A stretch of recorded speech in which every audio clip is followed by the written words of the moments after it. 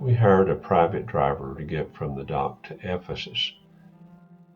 They drop you off at the higher end of town and pick you up at the lower parking lot when you have finished. Ephesus dominated the trade routes in this part of Turkey and became its prominent city during the Roman era. It played an important role in the first century church. The first major structure you come to is the Odeum. This was used by the town leaders in the 2nd century as a city hall. It would seat 1,500 and probably had a wooden roof. You pass by several fountains, palaces, and monuments before entering the Curate Street through the Gates of Hercules. One of 3 main streets, Curates had a central open pathway for carts and chariots, which was flanked on each side by a covered pedestrian walkway lined with shops. Passing by the Trajan Fountain, the Temple of Hadrian, and the public toilets, you come to 2 terrace homes belonging to wealthy families of Ephesus. This area has been recently excavated and has a plexiglass walkway allowing you to look down into these 2 homes.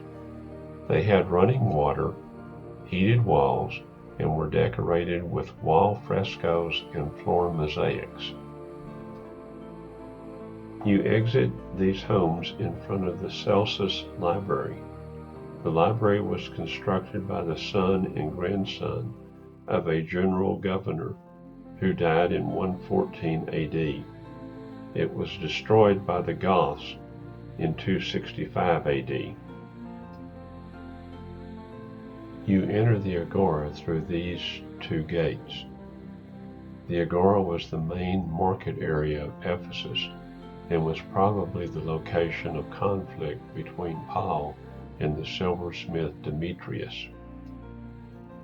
The Agora parallels the 2nd main avenue in Ephesus, which is called the Marble Street.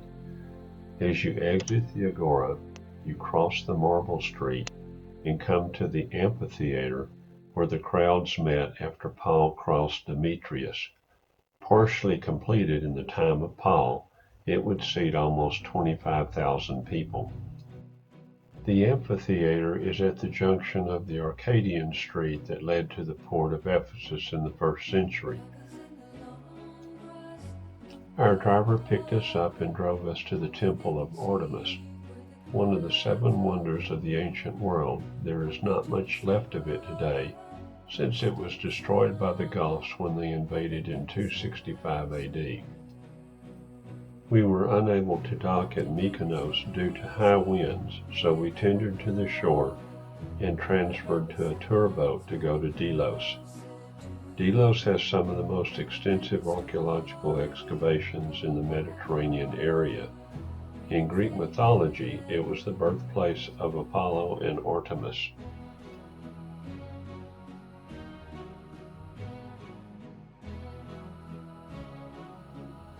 Mykonos is known as the Island of the Winds. It has undergone Roman, Byzantine, Venetian, Ottoman, and Greek rule.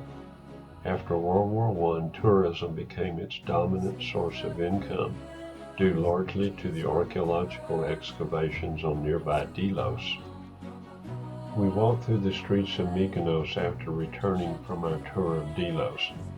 We had seen the windmills in Little Venice on a previous cruise, so we spent most of our time window shopping.